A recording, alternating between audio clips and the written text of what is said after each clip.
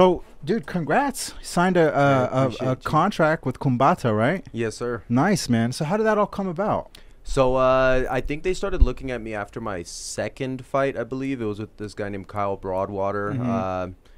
Guy liked how I looked. He messaged my manager. He said we want him for Combates. And, Nice. yeah, put together another fight after that just because it was in town. You know, timing worked out. And eventually we got the contract signed with Combate. So I'm really excited about that one, man. Was that the most recent fight? Was that the fight that you knocked that guy out in like a minute? Yeah, at the Stampede. Nice. I didn't come. When was that?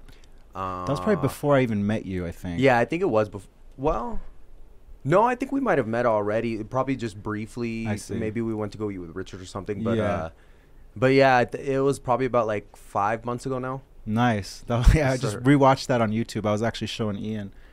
What a fucking performance. Yeah, appreciate you, man. I wish there was a better video of it. Yeah, like there's only I feel like the Stampede does an okay job, but their production, like they don't when I went there, I was like asking everyone, where the fuck is the camera? I mean, where's the screen? They're like, there's no screen. I'm like, I got to watch it from here. I mean, not ideal, but, you know. 100%. But it is what it is. It just seems like, because there's TVs around there too, so you figured you'd be able to watch, but yeah, no. Yeah, and just like at the businessman side of me was thinking, okay, there's X amount of people in here. If you charge them an additional $2 a pop, you can pay for a fucking video system. Like, and it would add so much value to the people in the stands, you know.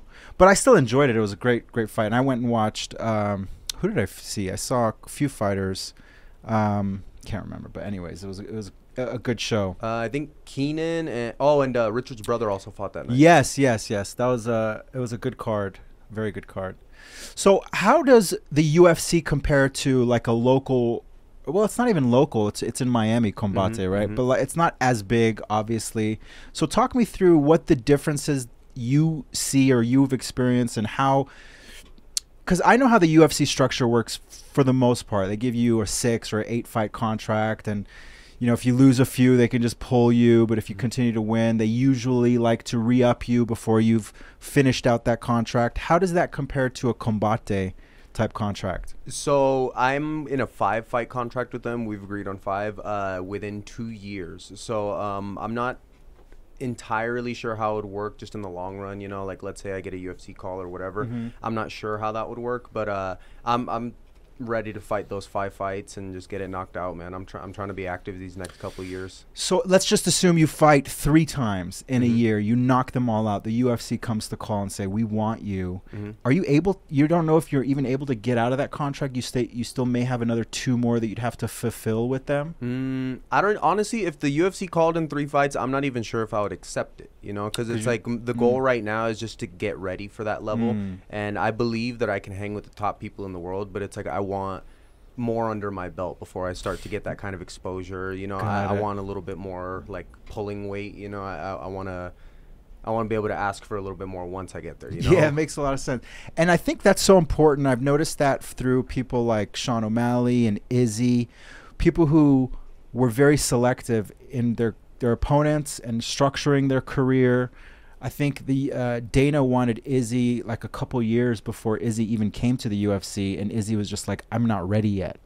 And you know, it's very odd for someone who's aspiring to be a fighter to say no to the UFC. But in hindsight, it was the greatest decision for him, because he worked on, you know, the takedown D and just became who he is. So I think it's a very smart move as to what you're doing in just being patient. How does the competition compare? Like, how big of a jump up is it from these type of promotions to the UFC? So I think the guys at the top of Combates Global, they're probably close, if not like at the level of the guys in the UFC. The only difference is the UFC is the best organization in the world, you know. So like at the top of the UFC, it doesn't get any higher than that. Yeah. I want to use Sean O'Malley one more time, because we've had this conversation, you and I, about fighter pay, fighter benefits. And I always go back and forth, because I'm thinking, on one hand, you guys are underpaid, under benefited, you get injured, you have to just deal with it. There's nothing there for you. But at the same time, if you're in the UFC, you have a promotional machine behind you that if you can take advantage of, you can then parlay into other things like merchandise or a podcast or 100%. Just the presence. And so that's what Sean O'Malley did so well, is that he leveraged the UFC's platform and then had all these other ancillary benefits. And he's making more outside of the UFC than he is in. And he's making fucking good money in the UFC. So it just goes to show, I think you're doing it right. Do you have a fight booked, or do you have an idea? We've had a couple opportunities that just kind of didn't line up with what we want right now. Either they were too soon or, just various issues. But I'm hoping to get something for like the second week of September. Yeah, the original goal was August, but, stuff doesn't happen sometimes how you want it. But hopefully, I'm keeping my fingers crossed for early September. Nice. And that's going to be Miami? Yeah. Okay. Won't be able to make that one, but if I was single, I'd definitely it's okay. You can catch it on Paramount Plus. I think it should be on really? Yes, nice. Sir. Okay, awesome. So I'll watch it live. Now, where do you fight at? Featherweight? Yes, sir. And what do you walk around at? Right now, I'm probably weighing at like 155. So 155, about like 10, 15 pounds out. Easy usually. cut. Yeah. Oh yeah. It's easy. Have you thought of bantam? I mean, if you're walking around. No, but once I get like a nutritionist team behind me and all that, maybe I'll make the jump to 135. But we'll see until then. I'm kind of right in that like magic spot where it's like I can either drop down or start to build muscle and just stay at the weight I'm at. Yeah, that's always a interesting one. You see people like Aldo who had such a successful career and then they dropped down in weight. And I was one of those people who was completely against it, but he looks phenomenal. That's a weird one because it's like weight cutting usually gets a little harder as you get older, but he doesn't seem to be having any trouble. He looks phenomenal.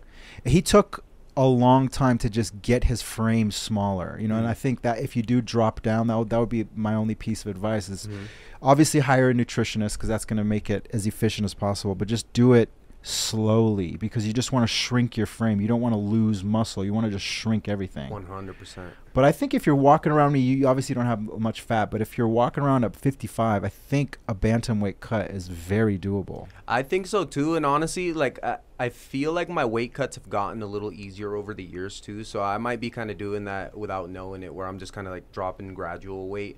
Because I remember my first cut to 45, it was tough. It was tough. And some of that I'm sure was due to inexperience. Some of it was just, I was a little bit bigger. But like my last one, for my last few, I guess you could say, I've been eating and drinking the day of the weigh-in. Oh, wow. Yeah. I guess that's pretty impressive. The announcers were saying I looked drained at my last weigh-in, and I was like, that's because I drank like 3 pounds of water and probably ate like 2-3 pounds of food and had to cut that out. Yeah. No, I think you can make bantam. I look at myself and I think, what would I ever fight at? Obviously, I'm an old, out of shape dad now, but when I was younger, I would walk around probably like $160.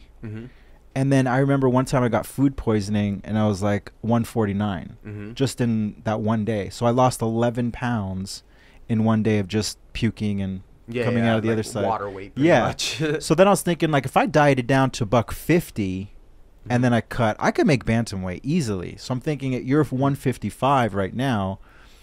I think you can make that, but it's real tough to gauge because it's not like the 10 or the 15 pounds is the hard part. It's like those last 5, last 3, and it's like, because I've even had times where the cut to 45 feels a little tough at the end, but it's like maybe it's part of it is just mental because I think if I'm going down to 35, I mean I'm gonna cut down to 145, maybe just walking. Yeah. That makes sense.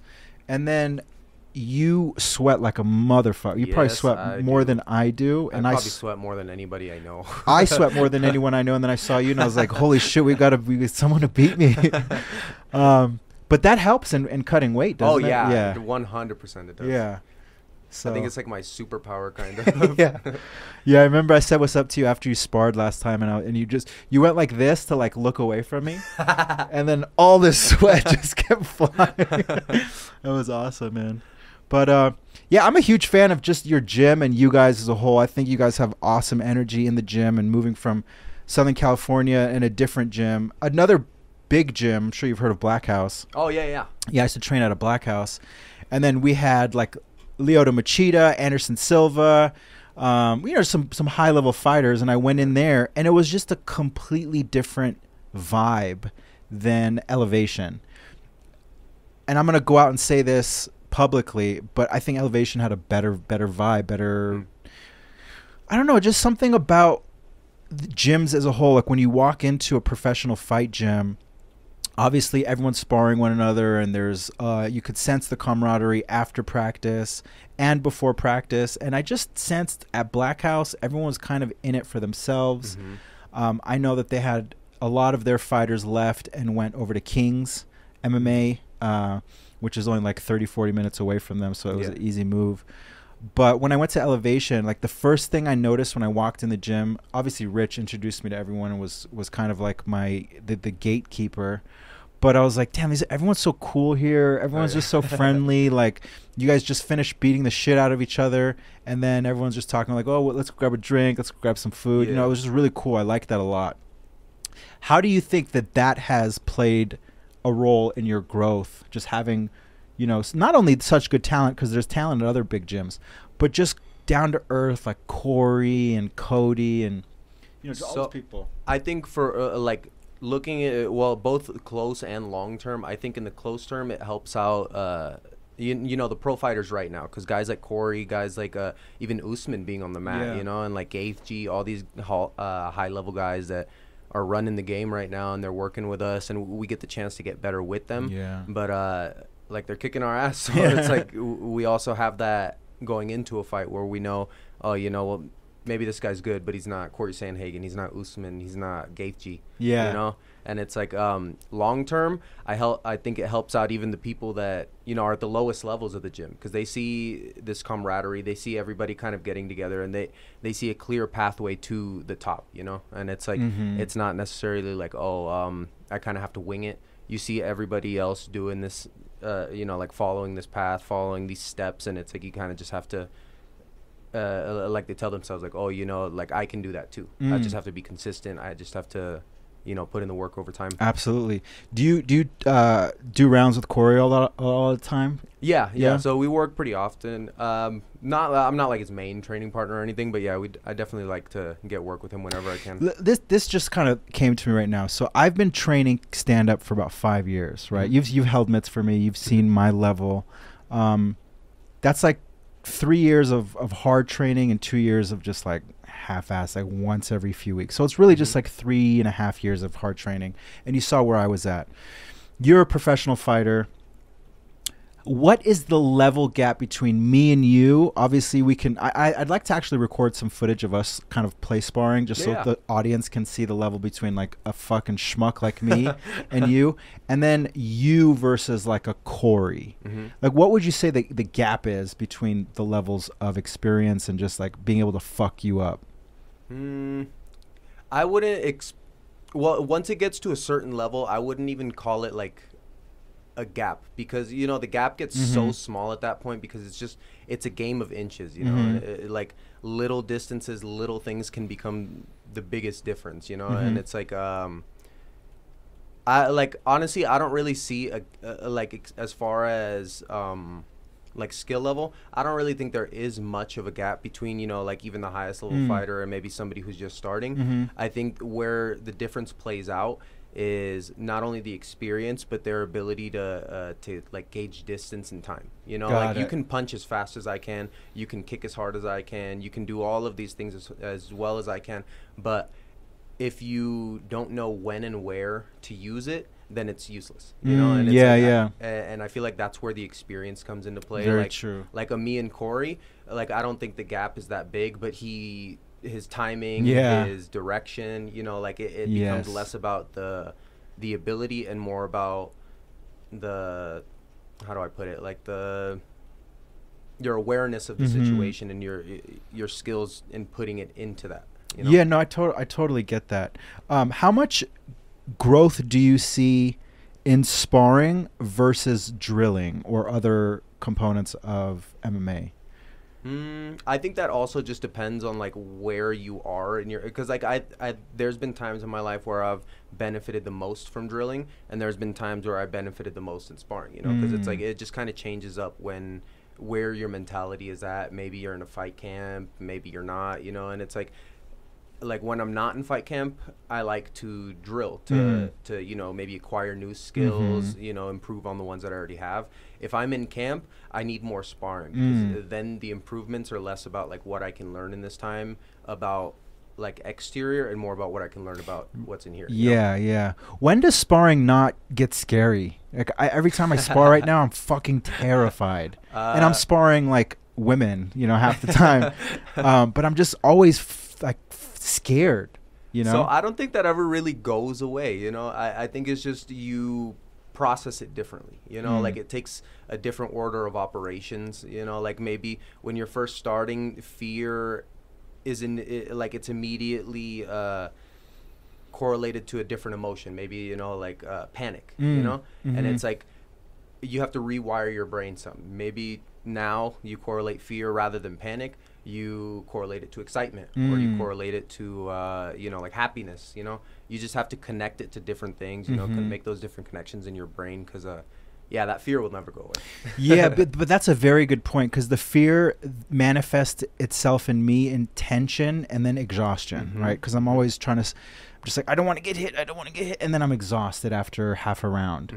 But I think watching people, and I'm in okay shape, but I'm watching people who spar consistently, they're probably in a little bit better shape than me, but the reason they don't get tired is because they're just loose and free, and they can go 5 rounds. I'd like to get to that level, just where I'm not scared. I'm not like just so terrified of getting hit. So maybe we'll work together when you don't have a fight coming up and just want to get some playful drilling. I'm always down. Always down. There we go. How does having a daughter and being a fighter work out? Because I know, as a guy who's running businesses, like, kids take so much fucking time, and I've got a lot of help, but still it's just overwhelming. I can only imagine being a professional fighter, coming home sore, and you know, you also have another job. It's like, how do you handle balancing everything? So I'm not gonna lie, it's hard, you know, like but I think either way it's hard. You know, like, being a professional fighter isn't a conventional pathway. Like, being a business owner isn't a conventional pathway. And I view it less now as like, oh, you know, like something I have to do in addition. It's something that I'm doing it for, you know, like my daughter is my motivation, you know, like before I had a daughter, before I had my girl Judith, I was like, I didn't really have anything else other than training, you know. So I would like go to train, sleep in my car, go to train again, sleep in my car, go to train again, and then I'd go home at the end of the night all sweaty and stinky. And fucking, you know, it's just like being a rabid dog. Yeah, you know? yeah, it's yeah. like fucking, you don't really, there isn't intention there unless it's for fighting. And I felt like it was good. I felt like I needed that for that part of my life, because I say this a lot, martial arts saved my life. How so? Just in several different ways. It led me on a path that didn't lead to either me dying or me being in jail. It saved my mind several times, because you have to, you know, like, it gave me something to keep pushing towards. And it just, yeah, put me on a path to where I have like everything I have now. That's, you know? beautiful. And it's like, I think that's definitely the most important thing that it's done for me. Aside from what it's given me, it's like it's taught me how to navigate this thing called life. You know, it's a difficult thing to do. Fucking beautiful, man. It's done a lot for me too. You know, I was just a guy who liked sports my entire life, never a professional athlete. I picked up kickboxing 5-6 years ago as a hobby, and it completely changed my life, changed my business, because I wasn't going to like cardio kickboxing. I was going to like a fight gym, and I was sparring, and I was, you know, getting my ass kicked. And that teaches you a lot about who you are, because there were days where I would, you know, leave with a broken rib or a broken nose, and I'm like, what the fuck am I doing? You know, I've got a business and kids. I should just quit. You know, this is hard. This sucks. But I didn't.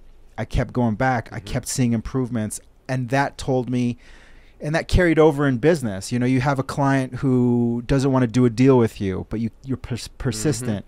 It's like getting kicked in the nuts or getting broken rib when that client says no to that, you know, $200,000-$300,000 deal. But then eventually 6 months later, because you're persistent, because of all the skills you carried over in MMA and everything, it just leads to that deal being closed. And then I look back and I'm like, that was martial arts. That wasn't just years of being a businessman. That was martial arts was what led to that deal being closed.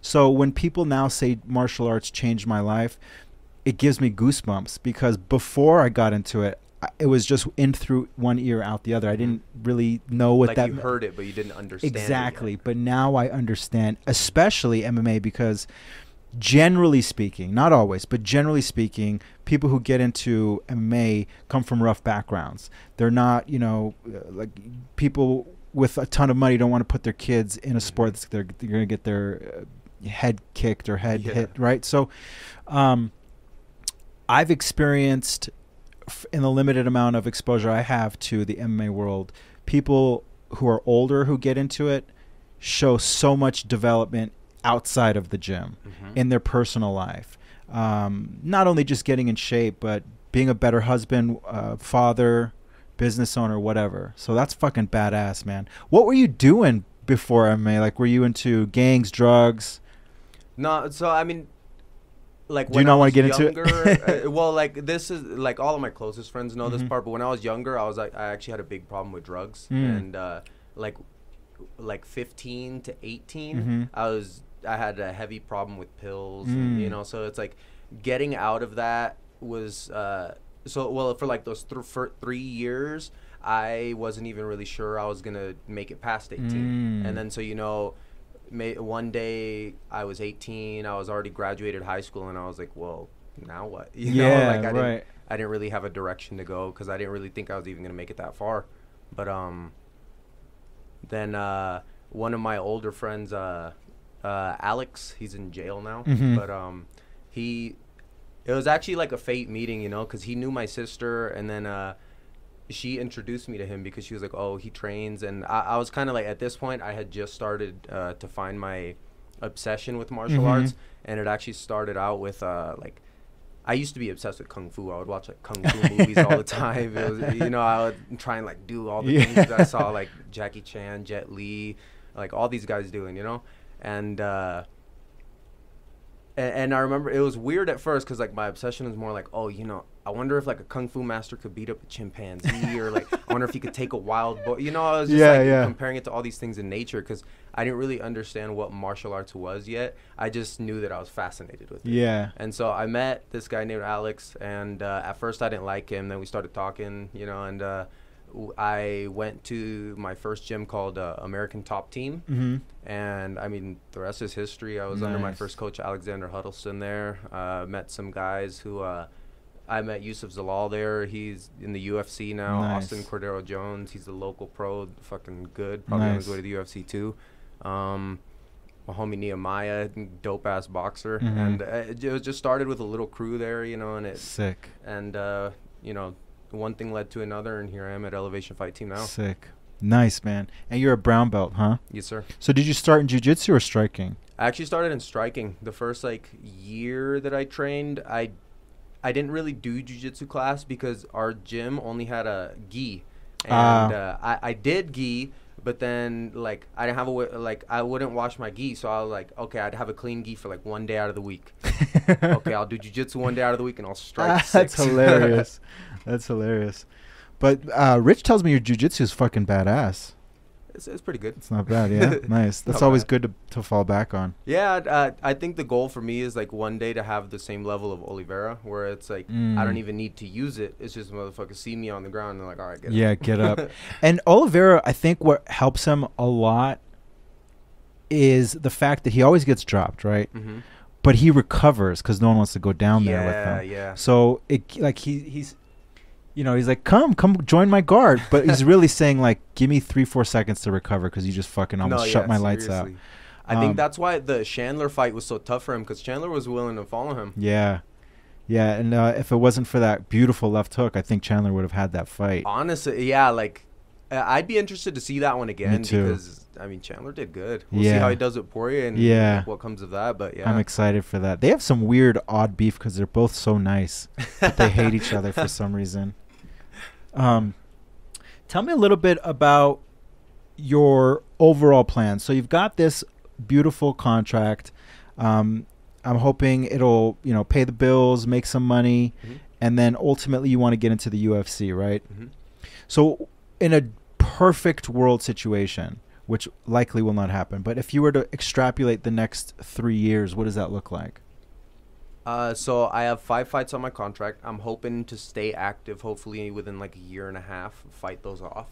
And I mean, so that would be like every 2.5 months, something like that. I want to stay active, man. Damn. If my body's able to keep up with it, I want to push it to that. And what's your record right now? 3-0 and 1 no contest. What happened in the no contest? I need a guy in the balls. And he couldn't continue. So it was a weird. Or were you one. fucking him up and he didn't want to continue? No, so actually I lost the first round in that fight. He hit me with something good. We went to the ground and he was on top for a little bit, didn't really do any damage. But when he hit me, he did some damage. But is that fight on YouTube? So that one is on Fight Pass. Oh, it's on Fight Pass. Okay, I was gonna say Ian, pull it up, but but I reversed him and I got on top, started doing some damage at the end of the round, and I felt him just wither when I remember going back to my stool for the second round. And I didn't even want to sit down because I was looking at him in his eyes. He was trying to like avoid eye contact. He was so tired. He was just huffing and puffing. I remember I was coming out in the second round like, I'm gonna fuck this guy up. And we started the second round. It was probably like 30 seconds in. I had him up against the cage and I tried to throw a knee to his abdomen, and it like clipped his cup on the way up. I remember because I did hit it. I remember hitting it. I was like, oh, but it wasn't that bad. So I was like, whatever. We'll be right back at it. And then he's on the ground, like, just writhing in pain. I'm like, this don't look right. And then Richard, I remember he told me after, he was like, nah, I knew he was done from when he was on the stool. He was trying to find a way out. But, I don't know. Hopefully one day I'll get that one back because, yeah, I want that one back. Yeah. It sounds like you could just press camera 1 or 2 just as, is it? I've lost on one. You lost on one? Pause it for a second. Let's squeeze past you. That's fine. And we can edit this out, don't worry. Well, I don't know. You touched it. Yeah, I touched it. So you just go back to it and... Why am I here if you're just going to fix it? So go to the camera on me. Okay. We're good to go? Yep. Okay. Sweet. We'll edit that out. No worries. So you need this guy in the balls. Got the no contest. 3-0 and 1. Let's say you have 5 fights. Then you'd be 8. Let's just call it 8-0. You could pull that mic to you. Oh, yeah. I think that's a great spot to enter the UFC. But, we've had this conversation before, and I think this is a good time to bring this up. It really pisses me off how fighters... Let me pick my words carefully because I don't want to get my ass kicked. But it really pisses me off how fighters are just either not aware or not willing to do anything about the lack of benefits and pay that they get. And I've done a lot of research on this since we last spoke. Like, I think surfers, tennis players, and before golfers were also kind of in this situation where they didn't have the type of benefits that they thought that they deserved. And they were the UFC misclassifies the fighters as independent contractors when they legally should be employees, and they do that specifically so that they can get around in structuring their business and not have to pay them and give them benefits. But my question to you as a fighter, and I guess to all fighters out there, is you guys realize you have the power in the numbers, right? If you wanted to go up against the UFC, you'd have to band together, but you don't. And I believe the reason that most fighters don't is because the UFC has a beautiful dynamic in that they say, okay, if you guys want to join this association, we're just going to shelf you. We're not going to offer you the fights that you want, or we're going to offer you fights that we know you're going to decline, and so you're not going to fight. So we'll just find some guy to replace you, right? Sure. That's their business model, which as a business owner, I fucking respect it. It's beautifully done. But as a fan of fighting and as a fan of fighters, and again, using my ability to kind of be an entrepreneur, I say, here's the solution to that. By the way, I've already created an MMA Fighters Association. My staff has already created that.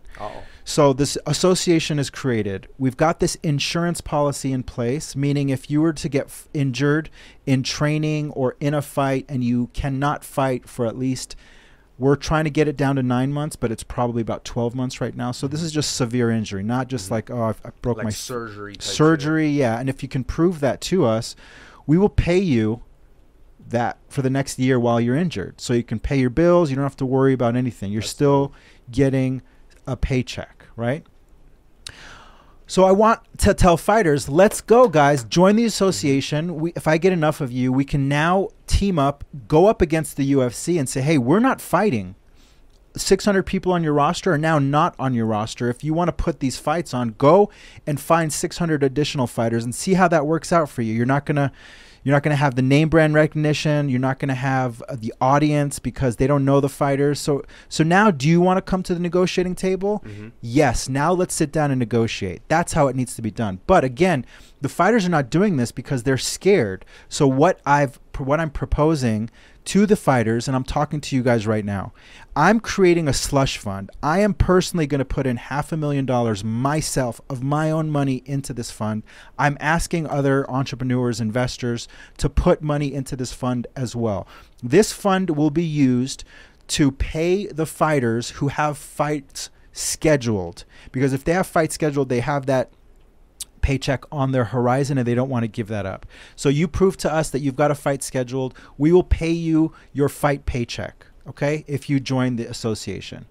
Now, what we expect is that once we go to the negotiating table with the UFC, we increase your fighter pay from 16-17% closer to 50%.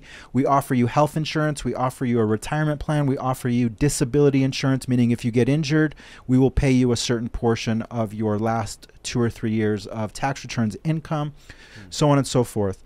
And what we expect as the association is for those people that we've paid out your fight purse, we're going to claw that back over the next 5 years, because obviously we're not giving out free money here, right? So we're going to get our money back. We now have the UFC sitting at the negotiating table with this association. It's not just fighters anymore. It's an MMA Fighters Association. What would you think about that? How does that all sound to you as a fighter? I mean, it sounds great. I think the only issue would be just getting people on board, because like you said, fighters, it seems like there's a monopoly in the MMA world. And I think with other organizations like Eagle, Bellator, One coming up, I think that's definitely going to help the case of, making an association successful with fighters. I don't know if, because like me personally, I love the idea. I think that sounds great. I think it's just a problem of getting, because like you would need bigger names on there, and I feel like all the bigger names are getting taken care of. So they're like, 100%. why, they're just 100%. I agree with you. The bigger names would not. They've put in their dues. Now they're not going to join the association. However, we don't need the big names because we need numbers. We need 70, 80, 90% of the roster, and 97% of the roster is getting underpaid. Yeah, that's so if I can get 70% of the roster to join this association, now the UFC is saying, man, we have you all the way up to UFC 281 booked, and we've got all these fight nights booked, and now all the fighters are gone. Fuck. So I'm looking at the UFC as a business enemy, not anything else. Like, if I have a competitor in the business world, I think of a business way to go after them. And this is the only way I see going after the UFC is hurting their bottom line, their pocketbook. Yeah, for sure. You can go out and bash them in the media, and Jake Paul's done that millions of times. Dana doesn't give a fuck. Yeah, honestly, it's probably just free publicity. It's free publicity. You have to go after the business structure and the business dynamic. If you can pull the foundation from under them, they're going to come to the negotiating table very quickly. So Eagle, One, Bellator, the disability policy is open to all promotions. I'm the owner of it. We can talk. If you're watching, if you're listening, that's great. But in terms of benefits, I think Eagle, One, Bellator, they take care of the fighters better than the UFC does. Yeah, that's a big part too. I do feel that same way. I think just as a whole, maybe not the guys at the top, because they don't have as biggest pockets as the UFC, but I think just as a whole, they are kind of based more around the fighter, especially. Yeah. I mean, I just see it from the people that I interact with on interviews or whatever, and they say, and I'm well taken care of here at Bellator. And, if you are a tennis player, what's the worst thing that can happen? You have some sore knees, you got a fucking tennis elbow, you're going to be okay. if you're a fighter, you're fucking fighting for a living. You're getting, for sure you're getting injured no matter what. Like there's no fighter who just goes unscathed. The question is, how bad is it going to be? How long is it going to put me out? And this is just injuries. We're not even talking about CTE yet, you know? So like, it just fucking bothers me, man. That's what this is all about. This podcast, this production. I don't need to be doing this. I'm doing this because I see a void in the market, and I'm a fan of the sport, and I've become friends with the fighters, and I realize you guys are getting fucked. And like, I have a solution for you. And not just me. I don't want to make this about me, but there is a solution for you. So it'll get done. I'm hoping that this podcast sheds a little bit of light on that, and that we get some notoriety and some traction. But, you know, $500,000 of my own money will go into this fund. And I'm not a rich man by any stretch. That's most of my liquid capital. But I'm so confident in this that I'll eventually get that money back, that I'll put in $500,000 of my own money, cash, into this fund that I will structure and I will oversee. But we probably need like 10 million total in the fund for it to cover, 3 to 4 months worth of UFC payouts, right? Yeah, so, honestly, I think that's just the big thing. It's just capital. Yeah. You know, because it's like, at the end of the day, fighters are going to believe in where they can get paid. Yes. Because it's like they don't want to be like, oh, well, I don't want to fuck the UFC and then not have a way to eat. Exactly. And I understand that, man. Like, let's say I'm a up-and-coming fighter. I finally made it to the UFC. I've had a couple wins under my belt. I've got maybe 1 or 2 fights left before that next big contract, where I'm making 6 figures to win and show. I fight a few times a year. Now I'm making $500,000 a year. It's like good money. Do I want to sign on to this MMA Fighters Association with this random schmuck that no one's heard of? No, I don't. But if enough people understand the value and enough people join forces, then collectively you're more powerful than the UFC as a whole. And I agree, man. I'm with you there. And I definitely think it's something that we need, because it's like you see it all like I don't know why Sage Northcutt just popped into my head, but he's one that like I like sometimes I just think about and I'm like, damn, I wonder how he's doing. You remember? He got that devastating knockout in overseas. Yeah. That was a bad matchup for him. I think they threw him into the deep end. And he hasn't fought since, so it's like something like that. Like what, Yeah, and he's probably making decent money outside the UFC because he's just so fucking marketable. He looks like whatever he looks like. He's just, ripped and white. And but, yeah, I mean, there's thousands of stories like that. People who, have this dream of becoming a UFC athlete, and then one injury derails their career. The one that I like to use the most is the Tony Ferguson. I was just about to bring him up, too. For those of you who don't know, Tony Ferguson was booked to fight Khabib Nurmagomedov, or however you spell his last name. They were set to fight multiple times. The fight fell off multiple times, and then the most recent one, they got to fight week. So no one got injured during fight week, and then they were doing press, and Tony Ferguson tripped over a cord and blew out his knee. Lost out on the biggest payday of his career with Khabib, and had he won that fight, probably wouldn't have, but had he won that fight, who knows what his career trajectory, career earnings would have made. But because he lost that fight, he lost out on so much opportunity, because his next fight, he ended up, I think Anthony Pettis ended up winning that fight, but then just his career was never the same. Had he had that insurance policy, wouldn't have had to rush back and fight so soon to get that paycheck. Would have been able to just chill, he fought 6 months. 6 months after surgery. Just because he's a freak of nature. But that's not normal. That's a 1 year long injury that you have to come back from. And you saw his emotions after he won that. He started crying immediately. Like, he needed that. It wasn't just because, he was happy to be back. He was happy to be winning. Like, he needed that check. I'm sure he was. My second coach ever, who I was with for almost 2 years, was his striking coach. Oh, man. So I have a very close affinity to Tony Ferguson. They've since broken up. He's now coaching, Jalen Turner, the lightweight. Oh, yeah, that guy's dangerous. Badass fighter.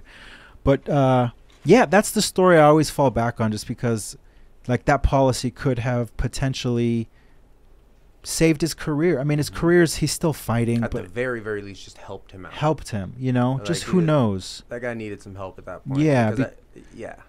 Because you have to think the only reason he came back 6 months later is because he was broke, you know? Like, why the fuck you come back so soon after that? Like, why not take 9 months or 12 months?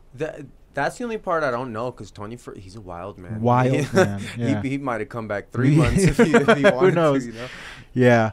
But, I mean, that's like a telltale story of just MMA insurance policy. And this is how it would work, and this is how we've structured it. So the multiple calls I've had with London, by the way, it's backed by Lloyd's of London, which is a specialty risk carrier. So, and I've shared this story with multiple people, but I think it's important to share again. I, as a financial advisor, represent a lot of high net worth individuals, surgeons, athletes, singers. And so when we sit down and we take a look at everything, their investment planning, their tax planning, one thing we always look at is what happens if you can't work? What happens if you get injured? What happens, you know, we have to look at everything. And so for my surgeon clients, because they're doing surgery, we insure their hands, right? Mm-hmm. Easy, no brainer. It's insured through Lloyd's of London. If they break their hand, actually, I don't think if they break their hand, they get anything because they just wait 6 to 8 weeks and they can go back to surgery. Oh, okay. If their hands get amputated or like they just cannot do surgery anymore, and you can prove that to the underwriter, then they will pay you money till you're age 65 or age 67 or however we structure. Yeah, we can structure it in a million different ways. We also have clients who are professional musicians, so they travel around and they tour and they sing. So we insure one of my clients as a singer. We insure his voice. If he can't sing, can't perform, boom, he gets this insurance policy. So we told Lloyd's, we said, listen, we want to insure MMA fighters. And they said, go fuck yourself. We're not doing that. That's just too high of risk. And then I said, hold on, let me explain how it's going to work. It's not just going to be for any injury. It's going to be injuries that need a 12-month long healing process. We're going to contract with doctors so they can submit x-rays and show proof that you're injured and MRI scans. And they're like, okay, now you have us open to, you know, the conversation. And then they said, we need some data to put together the cost, because if we can put data of, you know, 10,000 fights together, get a feel for how often fighters get injured, get a feel for what type of injuries, then we can use, what's the word I'm looking for? An actuary to calculate what it would cost to ensure profitability, because insurance companies, they just want to guarantee they're profitable, right? For sure. And this was right after we put this together, like in 2018, 19. And Lloyd's was also backing a lot of insurance companies, homeowners insurance. And we had a lot of fires. There was like a massive fire season. So they paid out billions in claims. Houses burned down. They got to, you know, pay to rebuild those. So that year they were like, listen, we've had a rough year, but let's reallocate some capital. And then we went back to them last year, 2021. We said, hey, listen, how does this sound? They said, great, let's put together this policy. So we did. I got this award, 40 under 40. I don't really give a fuck about awards, but this one's special to me because I was given this award for creating the very first MMA insurance policy. Wow. So this insurance policy on the market.